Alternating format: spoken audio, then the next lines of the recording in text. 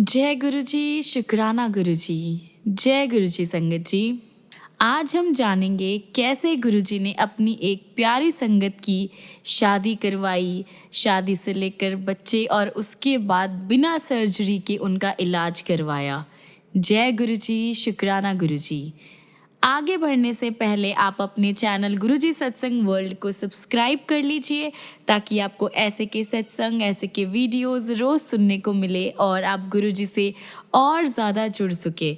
और अपनी वीडियोस को, अपने सत्संग को अपने और भी दोस्तों के साथ, अपने और भी गुरु परिवार के साथ शेयर कीजिए संगत जी, ताकि वो भी जल्द से जल्द हमारे गुरुजी की ब्लेसिंग्स ले सके, हमारे गुरुजी के चरणों से जुड़ सके।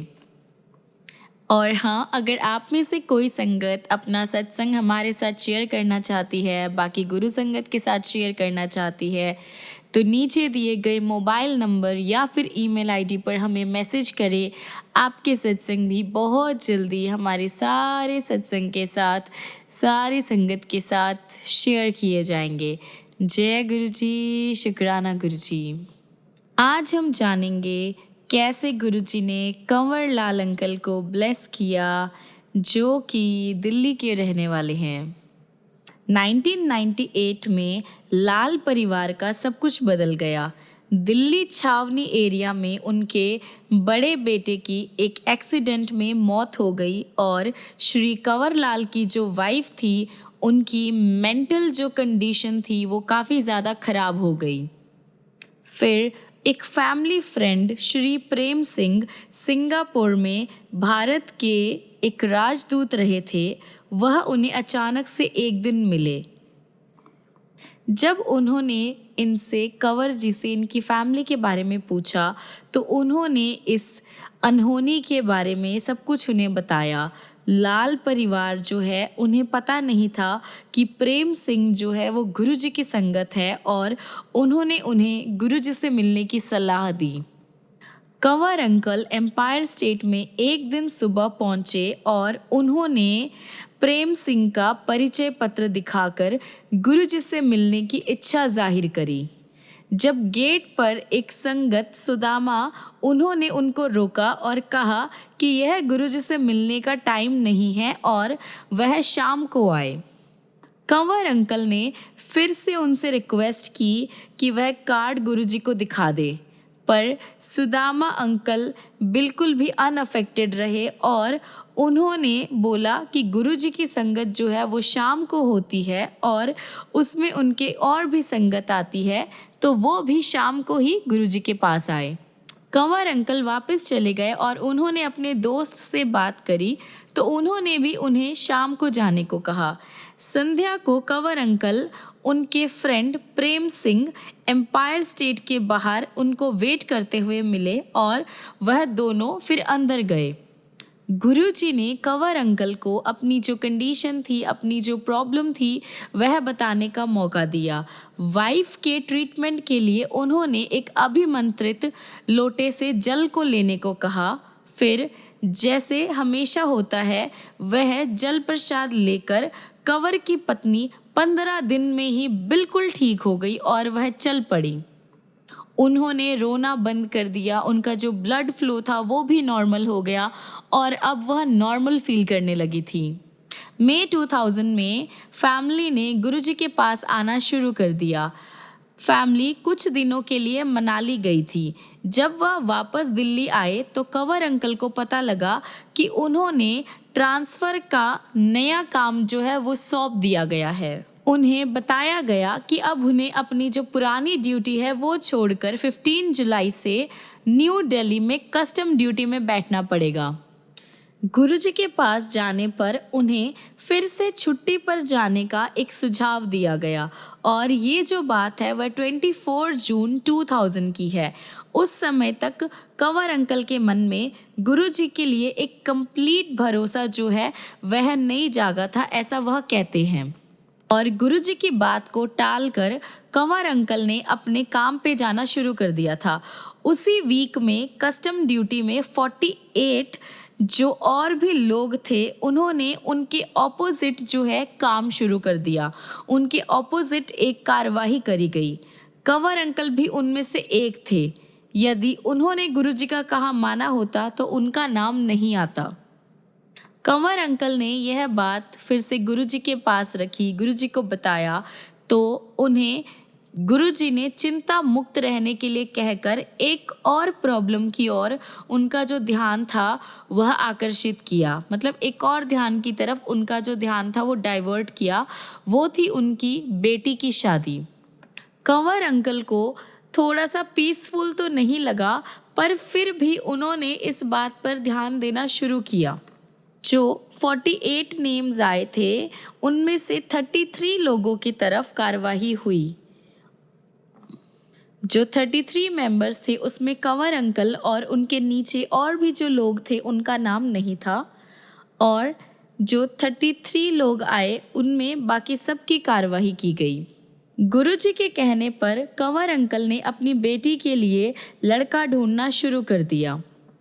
इंडियन ऑयल कंपनी के जो फैमिली थी वे उनको इस रिलेशन के लिए सही लगे थे, और जो हमारे ये रिचुअल्स होते हैं उनके अकॉर्डिंग वह अपनी फैमिली के साथ उनके घर पर आ रहे थे।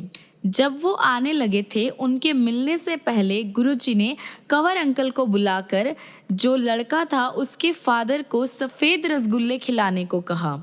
लड़के की फैमिली के लिए बहुत ही स्वादिष्ट भोजन जो है वो खिलाया गया। उसके बाद पहले कंवर अंकल, फिर उनकी वाइफ और एंड में उनके बेटे ने जो लड़का था उसके फादर को रसगुल्ले खिलाने की कोशिश की, पर हर बार जिसके कारण जो हमारे गुरुजी को पता होता है उन्होंने मना कर दिया। और कंवर अंकल के जो फैमिली थी वह अब तक गुरुजी के तौर तरीके समझ गई थी और उन्हें पता था कि ज़रूर कोई ना कोई बात है। जब वह शाम को गुरुजी के दर्शन के लिए एम्पायर स्टेट आए तो गुरुजी ने उन्हें कहा कि गुलाब के फूलों में भी कांटे होते हैं। कंवर अंकल की फैमिली समझ गई कि यह लड़का ठीक नहीं है, उसे और भी जगह से ना हो चुकी है। थोड़े टाइम बाद उन्हें एक और योग्य लड़का मिला जो कि दिल्ली में जुडिशियल मजिस्ट्रेट में था। वह घर पर आकर कंवर अंकल की बेटी से मिला और वहां से जाने के बाद कंवर अंकल को फ़ोन कर कर कहा कि उसे यह रिश्ता मंजूर है। साथ ही उसने अपने मम्मा और पापा की भी हाँ लेने को कहा। लाल परिवार उसके फैमिली को मिलने जहां वो रहते थे वहां पर गए, पर उनसे कोई अभी तक जवाब नहीं आया था। एक दिन गुरुजी ने कंवर अंकल को फ़ोन किया और अचानक ही पूछा कि दिल्ली में सबसे अच्छी चाट कहाँ मिलती है। कंवर अंकल ने जवाब दिया कि उसकी जानकारी में जो सबसे अच्छी चाट है वह शाहजहां मार्ग पर संघ लोक सेवा आयोग के भवन के कोने पर मिलती है। गुरुजी ने उन्हें वहां शाम 6:30 बजे पहुंचने के लिए कहा। 6:30 बजे गुरुजी वहां कुछ अपनी और संगत के साथ पहुंचे। चाट के आने पर गुरुजी ने एक प्लेट कंवर अंकल को देते हुए उनकी बेटी का विवाह निश्चित होने पर बधाई दी। वहां पे जो बाकी संगत थी उन्होंने भी ऐसा ही किया। कंवर अंकल को समझ नहीं आ रहा था कि क्या हो रहा है, क्योंकि केवल उन्हें पता था कि लड़के वालों से पिछले 2 महीने से कोई जवाब नहीं आया था। लेकिन बहुत जल्द समाचार आ गया। हमेशा की तरह गुरुजी के जो शब्द थे वो सच हुए। कंवर अंकल के दामाद विभागीय परीक्षा में एक को छोड़कर सारे सब्जेक्ट्स में पास हो गए। यह उन्हें काफ़ी जो अजीब लग रहा था। कंवर अंकल ने इसका जो उल्लेख था या इसका जो वो डिस्क्रिप्शन था गुरुजी से किया, तो गुरुजी ने उन्हें जवाब दिया उसे तो सारे विषयों में, सारे सब्जेक्ट्स में पास हो जाना चाहिए था और वो हो जाएगा। कंवर अंकल को लगा कि गुरुजी जो है किसी की और की तरफ संकेत कर रहे हैं जिसने उनके दामाद की उन्नति में बाधा डाली है। तो जैसे ही उन्होंने जुडिशियल मजिस्ट्रेट में पता करवाया तो उन्हें पता चला कि वो किसी और के रिजल्ट्स थे, जो नंबर्स थे उनमें हेरा फेरी की गई थी। और थोड़ी देर बाद ही कंवर अंकल के दामाद को बिल्कुल सक्सेसफुल एंड पास अनाउंस कर दिया गया था। कंवर अंकल के बेटे रोहित को गुड़गांव से बाहर सोहना पलवल रास्ते पर एक एपीजे कॉलेज है, वहाँ पर एंट्री मिल गई थी। लेकिन वहाँ के हॉस्टल में उन्हें जगह नहीं मिली और अपने एक बेटे को ऐसे एक्सीडेंट में खोने के बाद कंवर अंकल उसे रोज़ 65 किलोमीटर्स का सफ़र जो कराना था उसके लिए वह डर रहे थे। पर गुरुजी ने उनको सांत्वना दी, उनको आश्वासन दिया।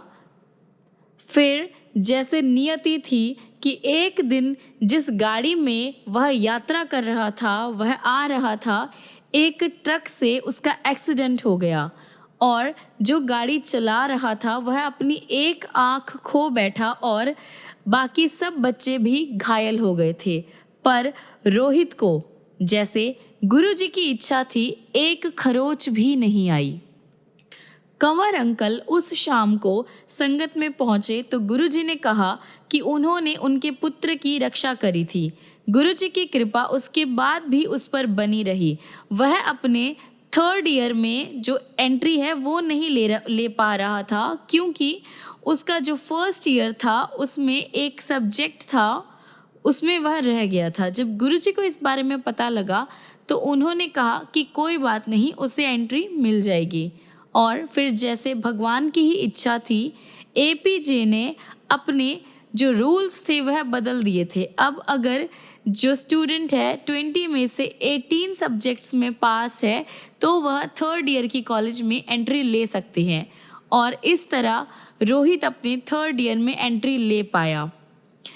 ये जो है हमारे सिर्फ गुरुजी ही कर सकते हैं, क्योंकि अगले साल एपीजे ने फिर से अपना जो रूल है वह पुराने सिस्टम में ही कर दिया था। और इससे तो बिल्कुल क्लियर है कि जो भी रूल्स थे वह गुरुजी के हिसाब से बदले हुए थे, मतलब गुरुजी ने ही सब कुछ करवाया था।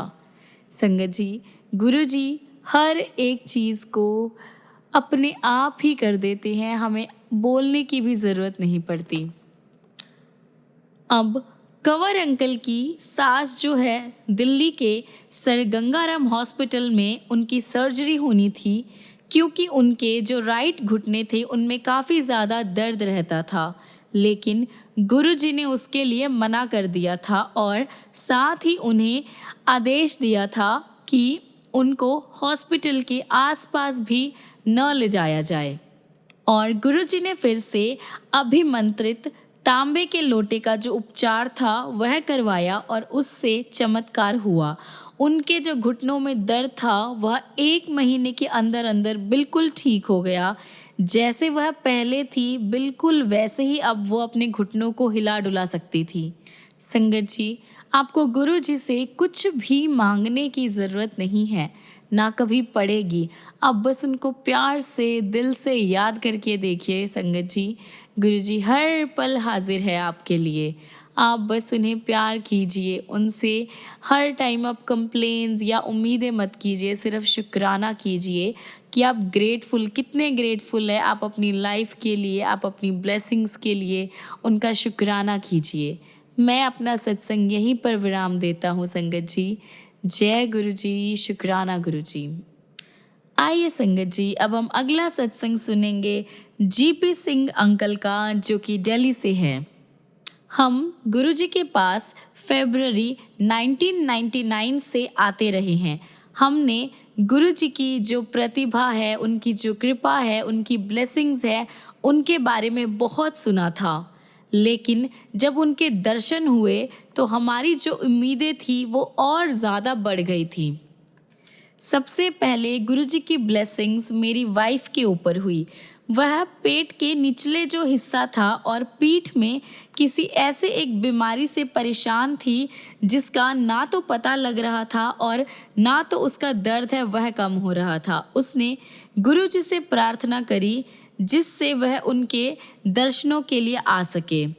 एक दिन उनके पास बैठे हुए उसे अपने शरीर में उस रोग का, जो उस बीमारी की जो जगह थी, उसका आभास हुआ। उसे पता लगा कि उसको क्या है और उस दिन के बाद अब तक उसे कभी भी कहीं भी कोई भी दर्द नहीं हुआ। मेरे बच्चों को भी गुरु कृपा का सौभाग्य मिला, वह भी इतने लकी रहे हैं। मेरी बेटी पढ़ाई में अच्छी नहीं थी और 10th क्लास में उसे सेकंड डिवीज़न से पास हुई। पर 12th क्लास में गुरुजी उसके साथ थे और उस टाइम उसके बहुत ही अच्छे नंबर आए संगत जी। इंद्रप्रस्थ कॉलेज के जो रूल्स एंड रेगुलेशन थे एडमिशन के लिए, उसके 5 इयर्स एग्जामिनेशन में भी उसके काफ़ी अच्छे नंबर आए। स्टडी के टाइम पे जब उसका आखिरी साल रह गया था और उसके उस टाइम जो रिज़ल्ट आना था, उसका जो मेन रिज़ल्ट आना था, वो भी उसका काफ़ी अच्छा आया संगत जी।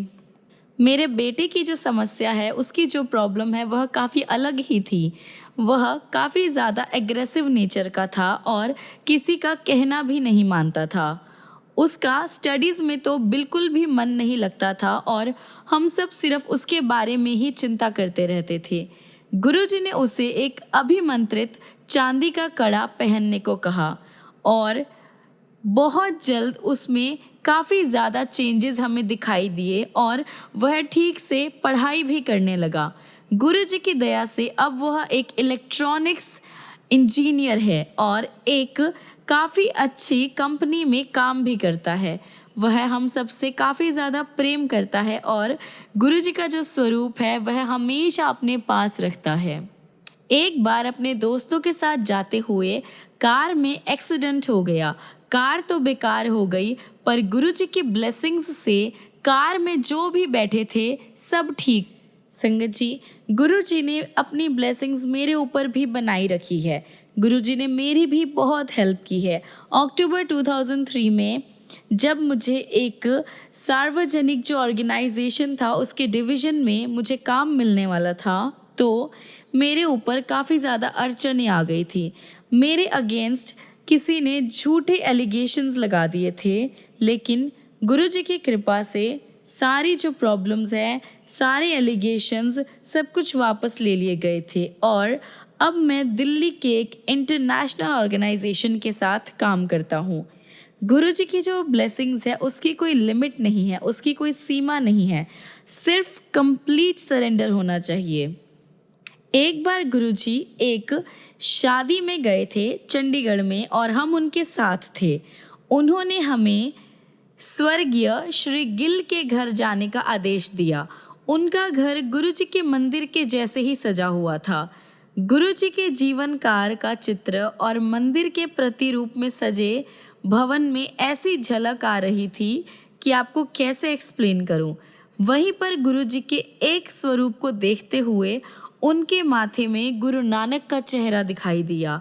हमें पता लगा कि गुरुजी वहाँ पर कुछ घंटे रहे थे। पूरे वातावरण में संगत जी गुरुजी की खुशबू ही आ रही थी।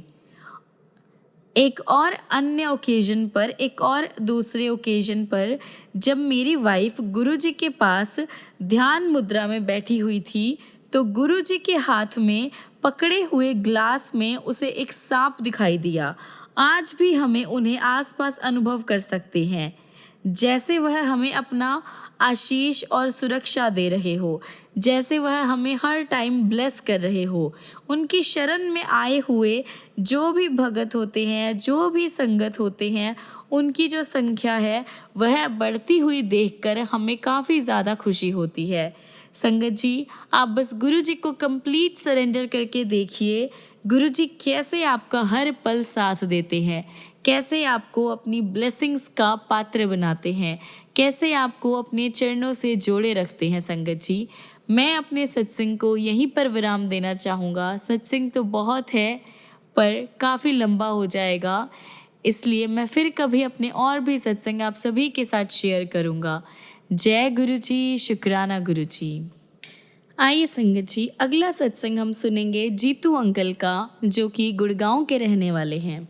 ईयर 2006, होली से 2 दिन पहले देर रात को मैं अपनी बहन से बात करते हुए अपने फादर के बेड के पास पहुंचा और मैंने जब देखा उनका खून बह रहा है तो उनको कुमाऊं के एक हल्दानी शहर के नामक हॉस्पिटल में एक गहन सेवा में अंदर एडमिट करवाया गया। और मेरी बहन से फ़ोन पर बात होने के बाद तुरंत मेरी पत्नी और मुझे समझ आया कि गुरुजी हमें इसकी जो चेतावनी है वह पहले से ही दे रहे थे।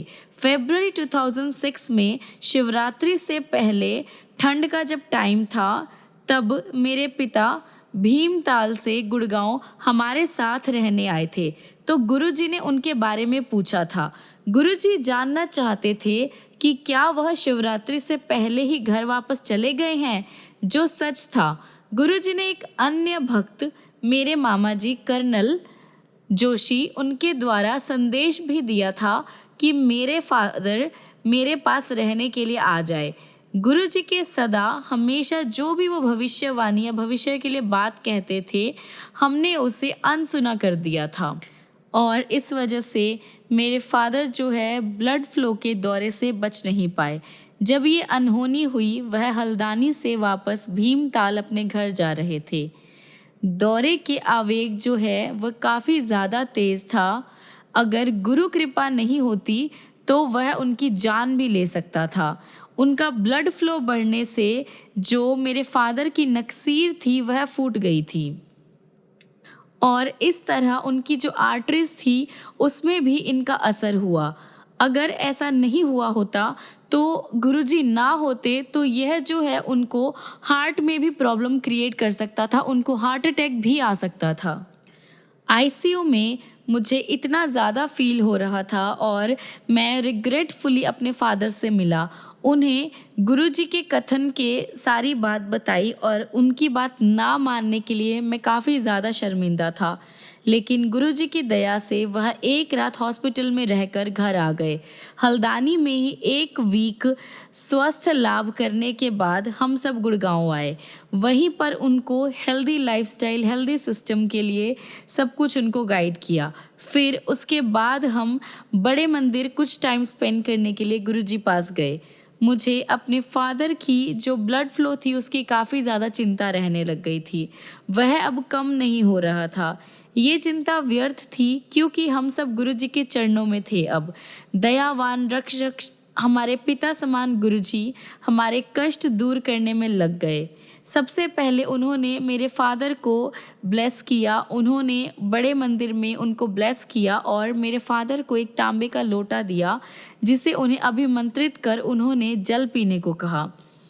मेरे पिताश्री ने गुरुजी की सारी बातें मानी। वह मंदिर गए और उन्होंने जल पीना शुरू करा और पेट भरकर लंगर भी खाया और ये सब चलते रहा और धीरे धीरे वह गुरुजी के लंगर प्रसाद से ही रिकवर होने लगे। उनका धीरे धीरे सब कुछ ठीक होने लगा। गुड़गांव आने के 3 वीक बाद हम काफ़ी ज़्यादा शॉक्ड हो गए। उस मायावी अभिमंत्रित लोटे से जल लेने के कुछ दिन बाद ही मेरे फादर की जो हालत थी उसमें काफ़ी ज़्यादा सुधार आया और उनका जो ब्लड फ्लो था वो भी अब एकदम नॉर्मल हो गया था। संगत जी, गुरुजी के आशीर्वाद से न तो केवल रक्तचाप कम हुआ, उसमें जो भी मेडिसिन्स थी, जो भी डॉक्टर्स ने ट्रीटमेंट दिया था, वह सब हमें नहीं लेना पड़ा। गुरुजी ने जो साइंस है उसको भी फेल कर दिया। संगत जी, कोई भी मेडिसिन वो काम नहीं कर पाई जो गुरुजी के ताम्र लोटे ने किया। मेरे पिताश्री को गुरुजी ने न्यू लाइफ ब्लेस की। संगत जी, मेरी वाइफ और मुझे गुरुजी की दया और कृपा से इतने ज़्यादा अच्छे ओकेजन्स मिले, इतनी अच्छी ब्लेसिंग्स मिली, उनका जो आभार है हम कभी नहीं बयां कर सकते। संगत जी, शब्दों में तो इसे प्रकट करना बहुत ही ज़्यादा मुश्किल है। अगर वह अनुमति दे तो हम यह जीवन उनके कमल चरणों में ही व्यतीत करना चाहेंगे। गुरुजी हमें बस अपने चरणों से लगाए रखे, हमें और कुछ नहीं चाहिए। गुरुजी को हमेशा हमारा सादर प्रणाम। संगत जी, गुरुजी ना होते तो आज मैं काफ़ी ज़्यादा रिग्रेटफुल रहता अपनी लाइफ में, अपने फादर को ना बचा पाता। पर गुरुजी हैं, गुरुजी हमारे रक्षक हैं, गुरुजी हमारे फादर फिगर है। संगत जी, वह सब कुछ कर सकते हैं हमारे लिए, हर एक चीज़। आप बस उनको प्यार करके देखिए। संगत जी, मैं अपने सत्संग को यहीं पर विराम देता हूँ। संगत जी, जय गुरुजी, शुक्राना गुरुजी। जय गुरुजी। संगत जी, तो आज हम अपने सत्संग को यहीं पर विराम देते हैं। फिर मिलेंगे आपसे अच्छे अच्छे प्यारे प्यारे चमत्कार, प्यारे प्यारे ब्लेसिंग्स लेकर। और ख़त्म करने से पहले आइए गुरु जी का मंत्र जाप करते हैं। जय गुरु जी, शुक्राना गुरु जी। ओम नमः शिवाय, शिव जी सदा सहाय।